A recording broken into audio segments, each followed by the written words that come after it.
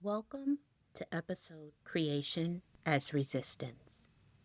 In today's episode, we're talking about creation as a powerful tool of resistance. So often, systems of oppression want us to be consumers, not creators. They want us to buy, repeat, obey, conform, but when we create, we disrupt that expectation. Whether it's writing, building, reading, gardening, storytelling, or raising our children with love and awareness of who they are and where they come from, we're imagining another way of being in the world. Let's dive in. This is a year of 9. 2025 is a 9 year. And what that means is completion, the ending. And so completing those projects, completing different phases of your life. And on the other side of completion is rebirth. And so there is an incredible balancing act that needs to be done at this juncture in our existence.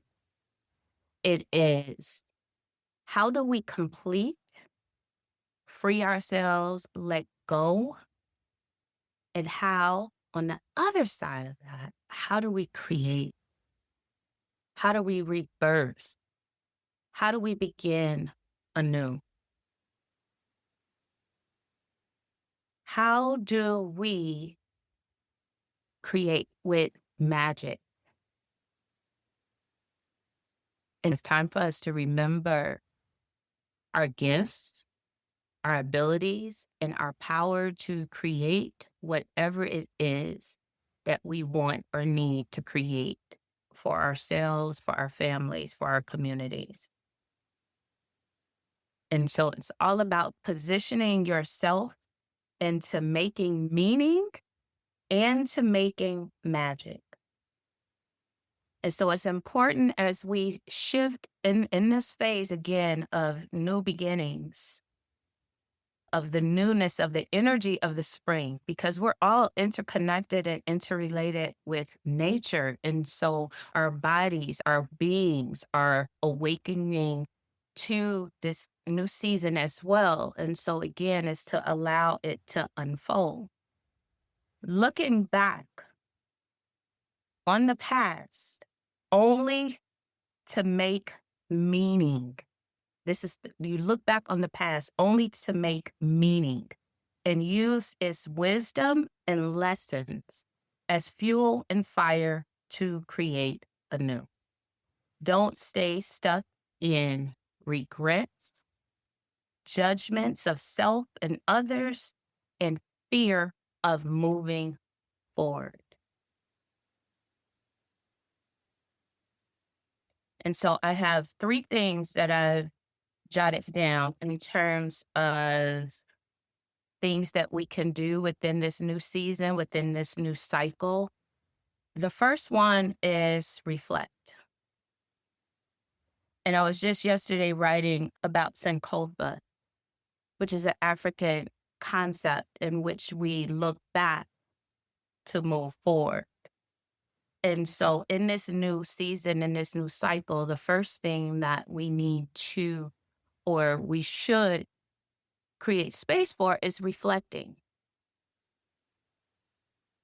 And the reflecting is not to stay stuck in your stories, not to stay stuck in regret or shame or woulda, coulda, shoulda, or doing things a different way back then, or not knowing what I knew back, or back then I could have and I should have. It's really looking back to gain the wisdom, the knowledge, the insight, and taking that again, that's fuel, that's energy, taking that and being able to create something new. When you look back and reflect, you become the observer.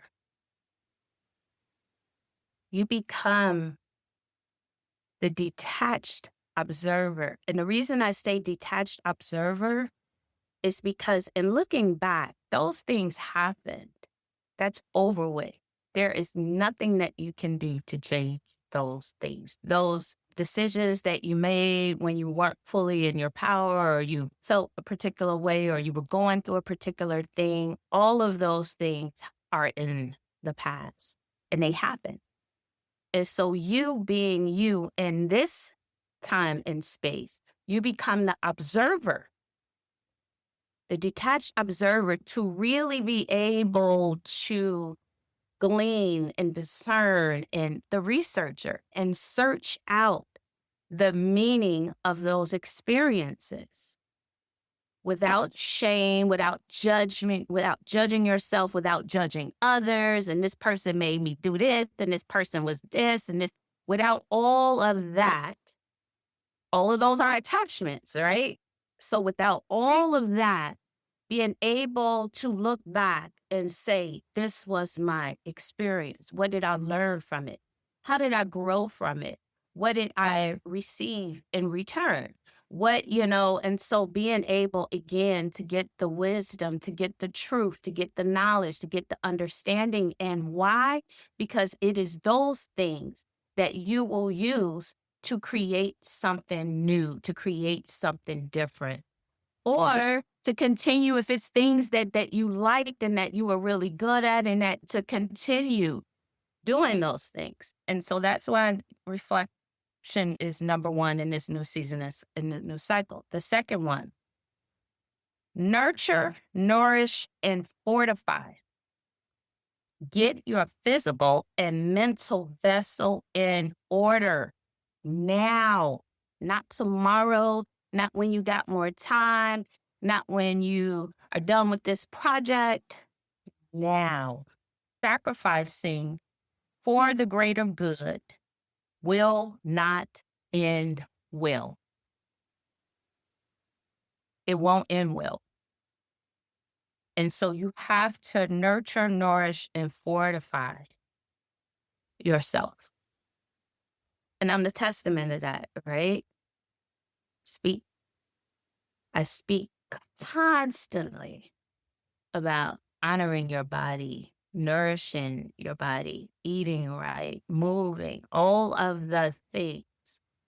And there has to be balance. It has to be balanced. It has to be harmonious.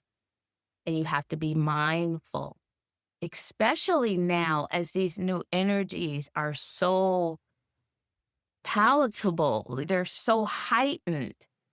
Like what's happening in our bodies is very unforgiving right now. So take care of yourself.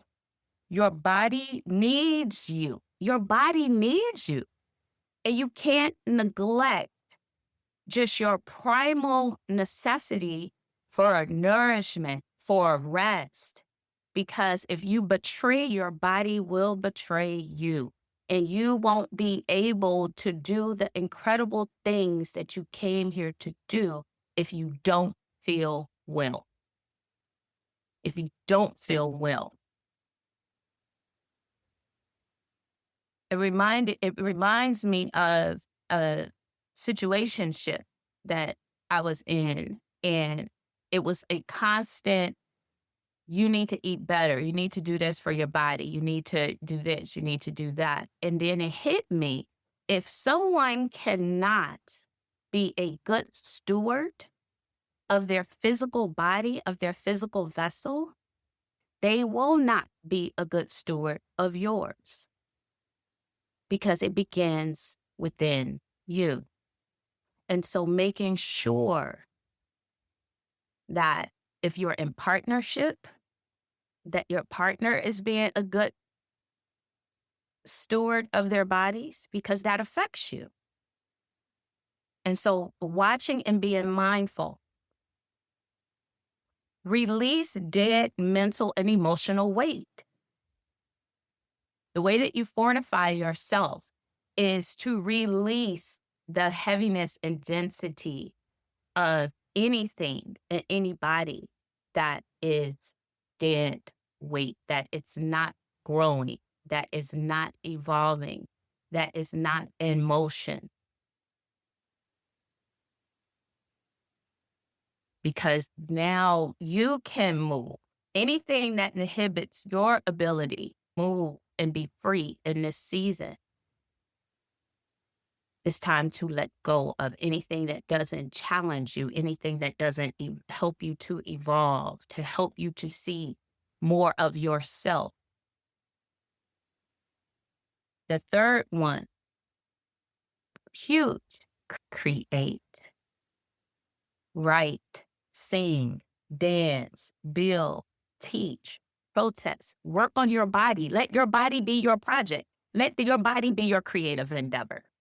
If you can't find any other creative endeavor and you know it's stuff you need to do with your body and your health, let that be your project. Let that be your creative endeavor.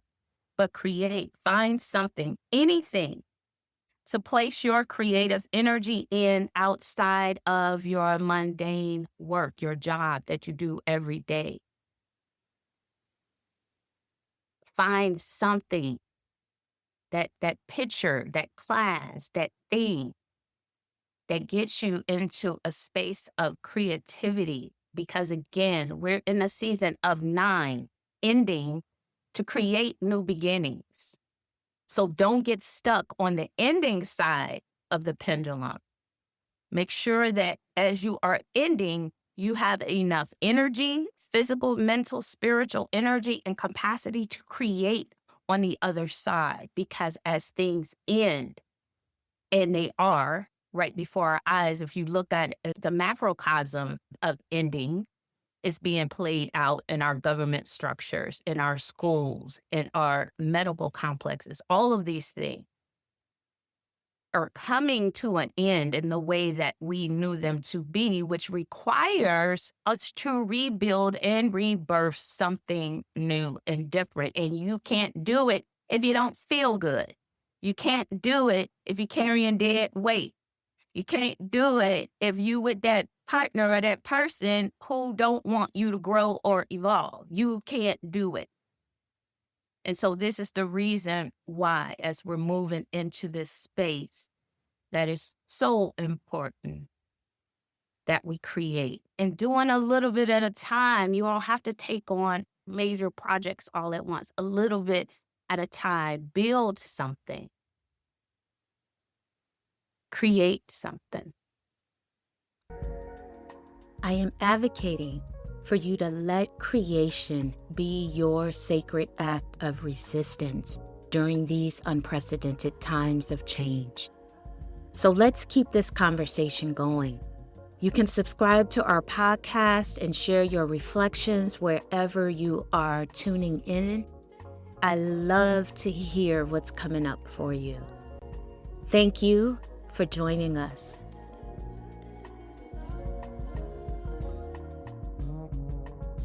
Talk to you soon.